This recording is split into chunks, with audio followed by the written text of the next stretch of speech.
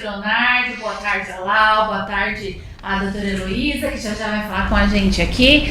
Hoje, quarta-feira, gente, dia de Diário Tendência, né? Agora, 1h mais 8 minutinhos. É um prazer estar com vocês, poder trocar um pouquinho de informações, de ideias. E a gente chama atenção para você que está em casa, que está no trabalho, que está nos acompanhando, sobre relacionamentos abusivos. É isso mesmo. Será que você vive um e não sabe sair dele? Será que você tem um amigo, um parente, alguma coisa que você pode ajudar? É sobre isso que a gente vai conversar hoje com a psicóloga Heloísa Vanini. A gente vai aqui mostrar um pouco de como começa o relacionamento abusivo, quais os ciclos do relacionamento abusivo, porque nos dias de hoje a gente ouve muito falar sobre marido que mata mulher, feminicídio. Então é isso que a gente quer chamar a atenção de você que está nos acompanhando, porque às vezes, na maioria das vezes, isso a psicóloga já vai falar aqui com a gente, já está dando dicas aí, né, do que vai vir por detrás de tudo isso, né? Aquele primeiro empurrãozinho, aquele tapinha, aquela palavra grosseira, aquele controle pela internet. Exatamente. Com quem que estava falando, o que você estava fazendo, tua roupa tá muito curta, babá. Claro que a gente tem que ter um senso, né? A gente tem que ter um pouquinho da nossa própria avaliação. Mas alguém mandar na nossa vida ao ponto de chegar aí e acontecer uma tragédia é muito sério. Então, a gente vai apresentar aqui a doutora Heloísa Vanini. Boa tarde, Elo, tudo bem? Seja bem-vinda. Boa tarde, Aline. Boa tarde a todos. Obrigado pela oportunidade de estar aqui. Vamos tentar, é um assunto assim delicado e que está bastante recorrente, né, hoje em dia. Não que isso não acontecia antigamente, mas hoje eu acho que os meios de comunicação tornam isso mais acessível a todo mundo, né? Engraçado, eu estava ouvindo vocês falarem e aí a gente fala relacionamento abusivo. Então vamos parar por aqui já, né? Porque se está abusivo não tem relacionamento mais, né? É engraçado pensar assim. Então, assim, falando de abuso, o que a gente entende como abuso? Tudo que está a mais, né? Aquele comportamento de recriminar, de excluir, de diminuir, a violência verbal. Na verdade, assim, começa tudo com a verbalização.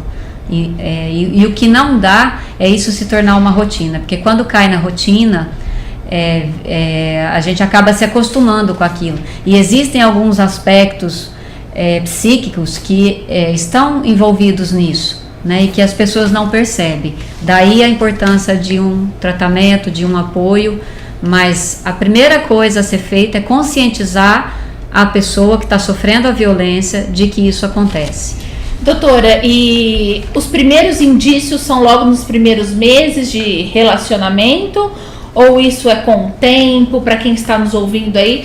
Porque no dia, a gente soltou ontem, né, com avisando sobre, anunciando sobre a sua entrevista hoje, a gente já começa a receber perguntas, né? E uma delas foi que me chamou a atenção, uma menina de 15 anos, disse que no começo do namoro era tudo bem. No começo quanto? 20 dias, ela disse. De repente, já começou que não deixava colocar mais short, não deixava mais colocar vestido, não podia mais usar o WhatsApp, ele contava a hora que ela entrava, que ela saía, e que ela tá nessa prisão e não consegue sair. Então a pergunta de hoje a pessoa que manipula, a pessoa que tem essa tendência, que tem esse perfil de ser uma pessoa agressiva, já mostra desde o começo ou a máscara cai mais pra frente? É isso que eu vou até acrescentando. Quais os sinais que você pode identificar que você está dormindo com o inimigo? São muitos, né? E assim, vamos lá, 15 anos, né? Você falou. 15 anos. Mas não é porque ela tem 15 anos que isso acontece, tá, gente? Eu tenho experiência clínica e infelizmente a gente vê isso acontecer em todas as faixas de idade, tá?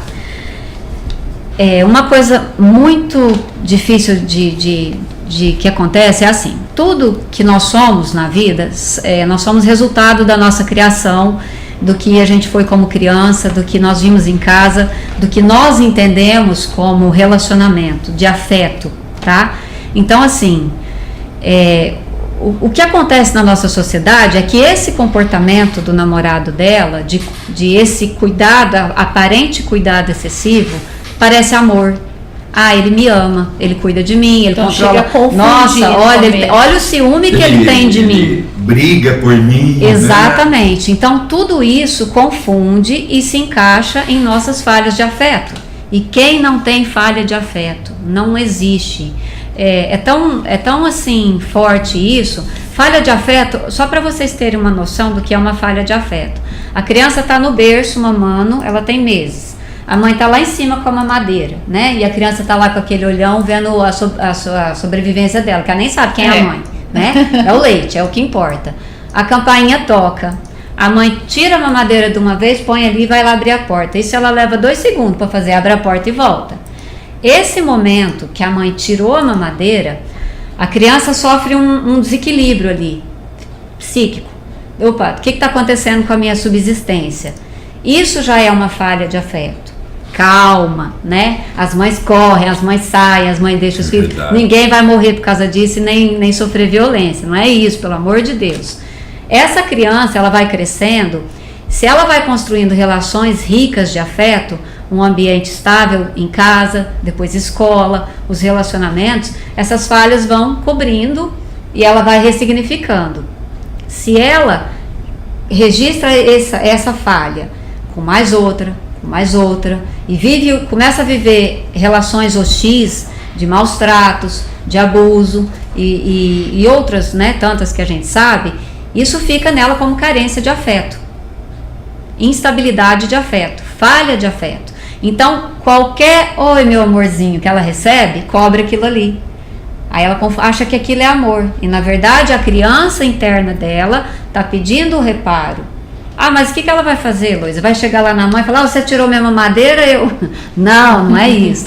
Relações saudáveis, tá? Por isso que a gente reforça muito a terapia, o autoconhecimento. Então, assim, todos nós passamos por isso. O fato é crescer num ambiente saudável. Hoje, a gente vê um número imenso de meninas, né, nessa idade, já com essas questões. Por quê? Porque as mães dessas meninas são de uma geração que esteve fora de casa. A culpa é da mãe. Não, gente, pelo amor de Deus, não é isso. É que isso acontece, isso é grave. Então, se você identificou, gente, não é normal, você sabe quem é você, a roupa que você gosta. A partir do momento que você tem que mudar alguma coisa que você faz, que representa você, para agradar alguém, já está errado. Primeiro, agradar. Eu fui ler o significado da palavra abusivo, e uma das palavras que eu encontrei hoje mesmo, foi impróprio. E eu uso muito isso na psicologia. Então tudo que é impróprio já assim, passa a ser abusivo. Quando a pessoa vai para uma terapia, Léo, ela geralmente ela está num estágio de chegou no limite dela, ou às vezes até já passou, infelizmente. Ainda quando ela vai chegando no limite, está ótimo, né? Infelizmente, a maior parte dos casos vão depois que passou o limite, ela já entrou em estado depressivo, enfim, outras situações tantas. Esse estado de viver impropriamente é isso. Eu vivo para te agradar, eu mudo a minha roupa, eu mudo até de emprego, eu mudo até personalidade, você se né? despersonifica. E o ciclo, existe uma coisa chamada ciclo da violência, que eu acho muito importante a gente falar disso aqui. Ótimo. A gente já cansou de ouvir falar assim, nossa, mas ela apanha tanto, por que ela não sai de lá? Né? A gente fica indignado com aquilo. E eu leio boletins todos os dias disso. E às vezes o repórter pergunta para a pessoa, por que você não foi embora? Né? Nem ela sabe responder. E ela não sabe por quê? Existe, esse ciclo da violência, ele funciona em 3 etapas, que é a fase da tensão. A tensão começa nisso, a verbalização. Ele tenta diminuir a pessoa, despersonificá-la para enfraquecê-la. E ela está tão fragilizada e vai enfraquecendo a relação, vai empobrecendo o afeto entre os dois. Porque não tem como uma pessoa que te ofende o tempo inteiro, você dizer que a ama, né? Não dá, vamos começar a pensar por aí. Tá, e o que ele vai fazendo? Enfraquecendo, minando a autoestima, ele vai fazer de tudo para que ele tenha um certo poder sobre aquela pessoa. Esse poder, gente, não é que essa pessoa é um monstro, ele apenas também tem as questões dele de desequilíbrio que ele precisa sentir por cima. em algum momento da vida dele, ele também sofreu alguma coisa. Não estamos aqui defendendo o comportamento. Claro. Há que se entender que para uma coisa acontecer existe outra, tá? Só isso. Então, assim, o comportamento do agressor é minar aquela pessoa, simplesmente para ele não ser abandonado. Inconscientemente ele faz isso. E outra coisa, se ele sofreu algum abuso, alguma agressão enquanto criança, ele vai estar sempre se vingando de alguma forma. Mas é inconsciente, gente. A gente vê pessoas boas fazer isso. Então não é todo mundo que é desequilibrado, né? Então o que acontece? É a fase da tensão. Aí todo esse comportamento de diminuir o outro, de deixar ele fragilizado, prepara para a agressão. Ah, tá. Entendeu? Então, assim, na hora que... É um ciclo, né? É um ciclo. Aí, na hora que esse momento chega no ápice, acontece a violência. É a agressão física. Aí a pessoa já está tão desfragilizada e tão despersonificada que ela começa a achar que ela é culpada daquilo. Se culpa do que Se aconteceu. culpa, ah, mas eu que botei a mini saia. Ah, mas eu que não devia ter ido lá. Ah, não, eu vou ficar quietinha. Eu porque que não... falei tal coisa que ele não gostou. Ela se ou sente ela. tão inferior e tão frágil de afeto que ela começa a agir dentro daquele controle e ela não percebe. Aí acontece a agressão. Aí é que vem o perigo. É a terceira fase. A fase a gente brinca de chamar de lua de mel. Por quê? Porque o agressor vem e se redime. Porque é assim, Léo, tem eu e meu companheiro, meu namorado. Se ele me bate, a dor emocional que eu sinto, ela é muito maior do que se você me agredir. Você me agredir, eu vou revidar, vou na polícia. Eu não tenho vínculo de afeto com você. Mas com a pessoa que eu tenho, a dor é muito grande. Ela dilacera a pessoa. Olha aí. E aí o que eu mais quero, o que essa dor mais quer, é que o outro peça desculpa. E ele pede. Porque ele sabe que ele precisa de mim. E acaba, é um ciclo. Um ciclo. Aí ele vem, ele promete mudança, ele vai procurar emprego, ele manda flores. Ele age por um tempo como um príncipe. Aí a pessoa se confunde, fala, a satisfação dela de afeto fica tão... Ah, mas ele vai mudar ou ela vai mudar. A sensação de prazer que ela sente com isso é tão grande que ela se vicia nisso. Aí é que está o perigo. Porque é assim, Léo, nós somos seres humanos. Enquanto seres humanos, nós precisamos do prazer. O sonho realiza os nossos prazeres. E a gente precisa desse prazer para viver. Claro. Então, assim, o relacionamento saudável, ele traz prazer. É uma troca. Você faz, o outro faz. Um faz, o outro faz. Eu dou, o outro dá. Então, quando começa só um fazer, você vai ficando defasado, né? Você vai ficando descompensado.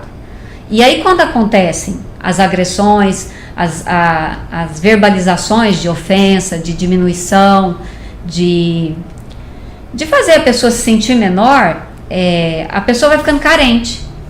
E o prazer sumiu da vida dos dois, porque não é possível ter prazer e ter admiração e existir amor num relacionamento assim. Então, o que acontece com a cabeça? Essa relação com o prazer, ela é química. Vocês já ouviram falar que a droga traz um prazer de satisfação? Comida qualquer droga, traz prazer, o álcool, tudo exatamente, é químico. Químico. Então, assim, como esse ciclo se repete muito, a mente da pessoa, ela vicia nesse prazer. Acaba sendo o único prazer que ela tem, o pedir desculpa. É muita pobreza de afeto. E vai enrolando. Vai ficando até chegarem a casos extremos. Então, assim, o que precisa acontecer? Primeiro, é a pessoa, a vítima, ter consciência de que ela está nisso. De que ela está dentro desse ciclo. E isso não é amor. Não é. Porque Léo, essa coisa de que quem ama cuida, mas ele está cuidando. Isso não é cuidado. É o jeito dele cuidar de mim. Isso não é cuidado. Na verdade, ele tem duas pessoas, entre aspas, doentes. Doentes. Né? São doentes. Doença. As duas necessitam de cuidado. E uma das coisas a se fazer, primeiramente, é conscientizar as duas que isso existe. Então, assim, é complicado por quê? Porque a gente acaba olhando só para a vítima, né? Tá certo, tem que o mais rápido possível cuidar dessa pessoa, mas se nós, com políticas de governo, de prefeituras, de saúde, não olharmos para essa questão como prevenção, porque só a punição, que foi o que a gente comentou anteriormente, não vai resolver, não vai garantir que não A aconteça. pessoa sai, aí a gente vê feminicídio, eu vou te matar, eu saio lá da cadeia, mas vou te matar. Exatamente, e acontece, vai acontecer. Oi? Porque ela entende aquilo como padrão. E tudo isso, assim, existem, não dá pra gente generalizar aqui, porque cada caso é um caso, mas o fato é, o ciclo da violência existe, a pessoa que está dentro do ciclo precisa entender que isso está acontecendo, para ela ter... Então, assim, nós, enquanto profissionais da área de psicologia, o que a gente pode fazer? É trabalhar a autoestima dessa pessoa para que ela se fortaleça, porque geralmente essas pessoas são ameaçadas de sair da relação. Sim. Então, assim, acaba envolvendo família, porque o agressor ameaça até não só a vida dela, mas a vida da família toda. A gente escuta muito, né, na TV, rádio, nos sites, que para se vingar da mulher, mata filho, mata sogra, irmão e etc. Elo, e também uma pergunta assim que todo mundo se faz. O relacionamento, entre aspas, abusivo, o agressor, ele tem por tendência a fazer isso repetidamente? Se fez com um, faz com a outra? Faz justamente por isso que eu estou falando. O psicológico dele já está alterado e ele vai repetir isso também com outras vítimas. Vai, porque é quase estrutural. Não vou dizer que ele é estrutural, porque provavelmente é estrutural quando é uma patologia. Daí realmente ele precisa de um tratamento maior, de acompanhamento, de psiquiatra, enfim, medicamentos que controlem esse comportamento dele. Não sendo assim, e vamos falar que ele vem de um contexto que ele também sofreu violência, que ele foi abusado, ou que ele entendeu assim, ele via o pai bater na mãe e a mãe nunca foi embora. Então vou bater também, que a pessoa não me abandona, entendeu? É muito louco, gente, parece absurdo falar isso, mas isso é a nível inconsciente, tá, gente? Não adianta eu chegar para uma pessoa que faz a agressão ou que sofre e falar disso dessa forma. Há que se fazer um processo terapêutico, é o que eu tô falando, cada pessoa vem de um contexto diferente, tá? Então não dá pra gente generalizar, mas é um comportamento padrão e vai se repetir. A gente tá falando aqui da figura masculina, né?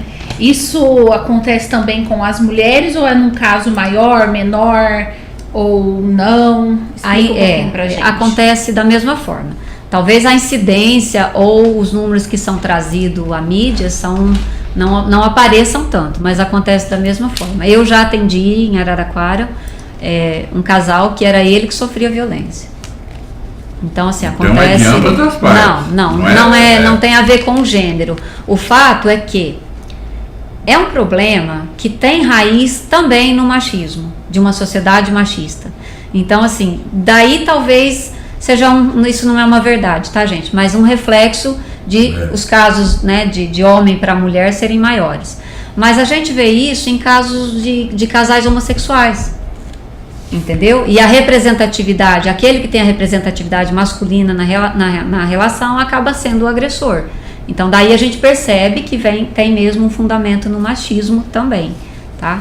Elo, e pelo que você atende, pelo que você acompanha dentro da sua profissão, esses casos, como você disse no começo, eles estão aumentando ou apenas está sendo mais divulgado?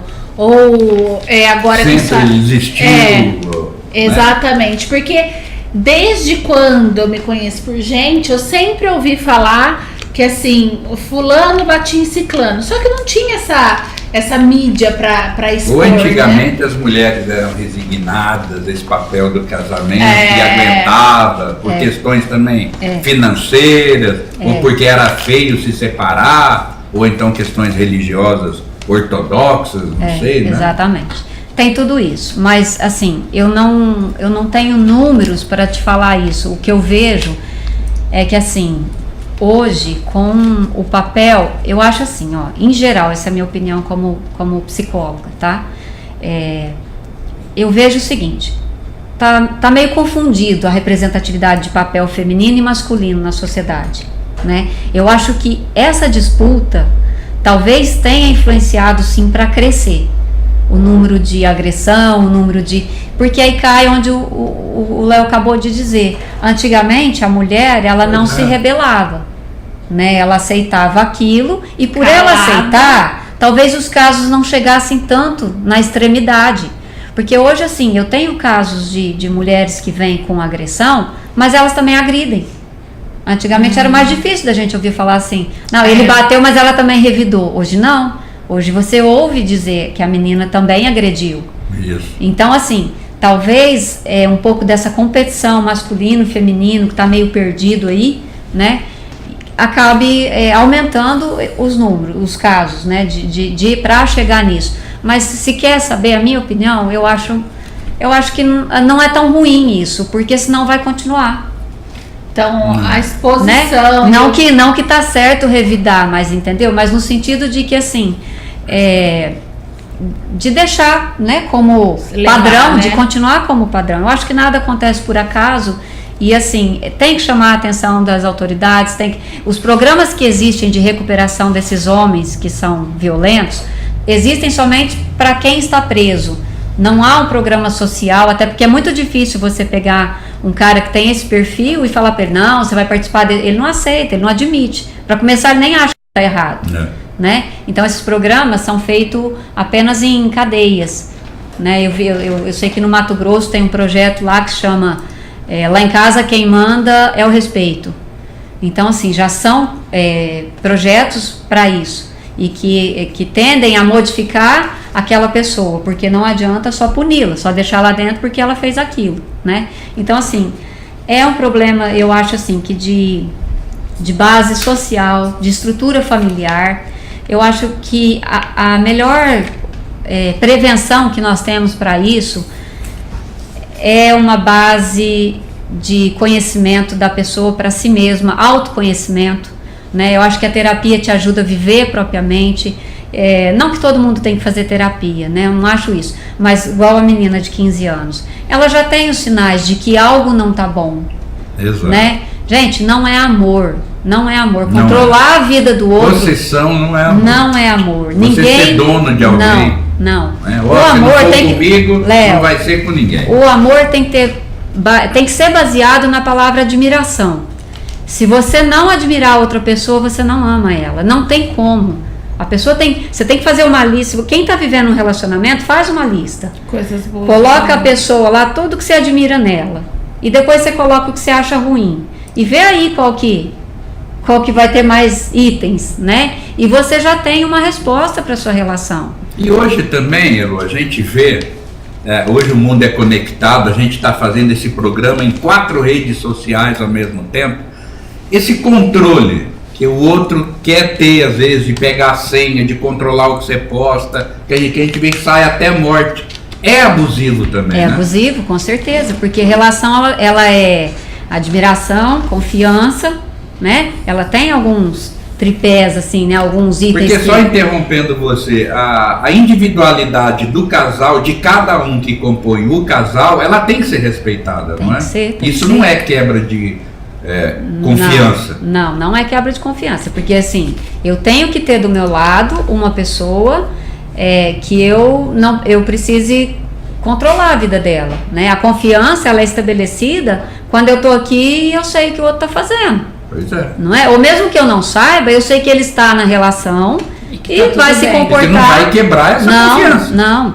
O fato é esse, Léo. Quando existe isso, não é relacionamento. Isso não pode ser chamado de relacionamento. Relacionar é trocar. Isso não é troca. É compartilhar. Vamos lá, continua. É isso. Aí tem uma pergunta também que a gente sobre repetitivo, né? A menina que tem em casa um pai que todo jeito que vai punir não é com conversa. É batendo, sendo agressivo. Ela vai procurar esse tipo de pessoa para se relacionar? Entendi. Então, psicologia eu gosto muito de palavra, né, gente? E realmente é padrão, tá? É o que eu falei. O que nós fomos enquanto crianças, a gente não deixa de ser. A gente carrega isso para a vida adulta, tá? Então, se aquilo é um comportamento normal dentro da minha casa, eu vou procurar uma pessoa parecida assim. Porque, vamos pensar assim, ó, pai e mãe são as principais figuras da vida, né, de uma pessoa quando quando ela nasce, tá? Então, se você entende que aquele comportamento, que aquela situação é o que faz você sobreviver, porque quando a gente nasce, a gente é só instinto. Então, você precisa de coisas que, assim, o seu instinto fala que você tem que sobreviver. E daí você entende, enquanto você não tem a cognição desenvolvida, que aquilo é normal, tá? Então, por isso que eu insisto no autoconhecimento. E você pode sim quebrar padrões, você pode sair disso. Você entende aquilo como é, o contexto da tua mãe, o contexto do teu pai, da tua família, mas você não precisa fazer igual, tá? E a gente faz a nível inconsciente, não é que, eu vou querer um marido violento, mas o meu inconsciente entende que aquilo é uma situação boa para mim. E não é. Gente, ciúme.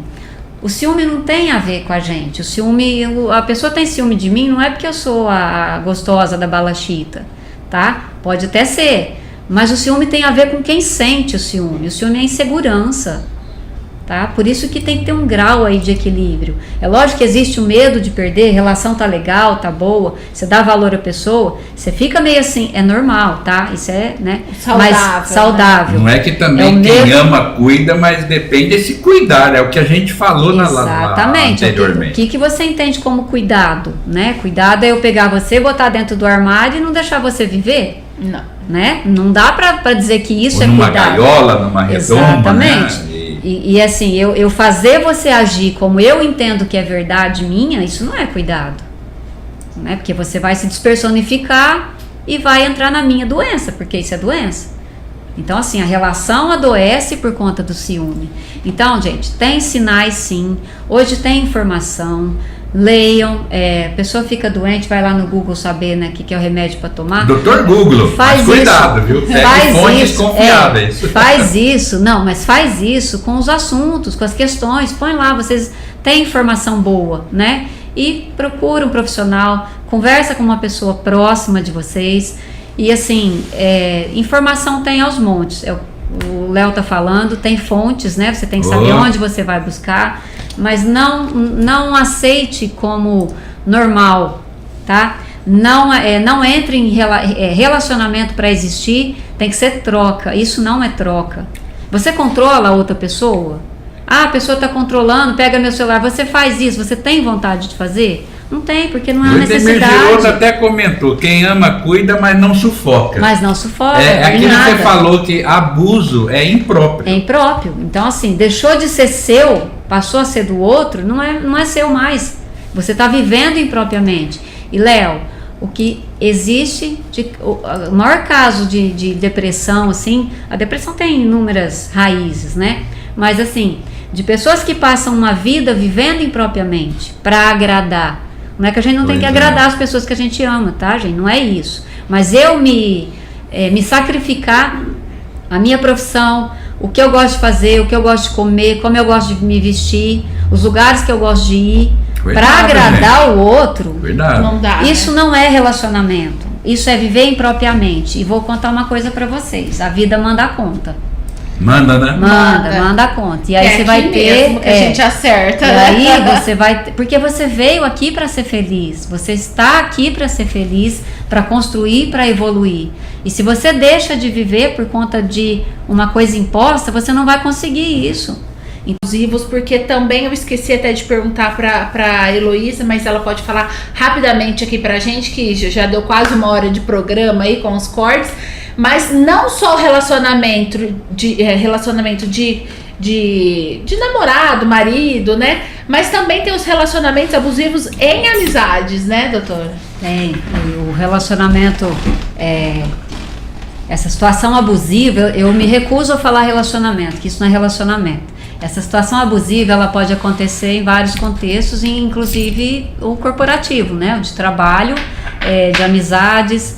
Então, assim, nós sabemos o que é bom para nós, né? Não tem outra pessoa que pode falar. Enquanto nós somos criança, pai e mãe falam o que é bom. E esse mesmo tem pai e mãe que às vezes eu falo que é melhor afastar do filho. Verdade. Mas enfim, isso é outro assunto, né? Então, assim, se uma pessoa está ordenando que você seja ou faça alguma coisa que para você não tá bom, tá errado, tá errado, começa aí. Isso pode ser no trabalho, isso pode ser em casa, relacionamento com irmãos, com um parente, e o que nós falamos de casais, tá? Então, assim, buscar se autoconhecer, buscar a sua preservação psíquica.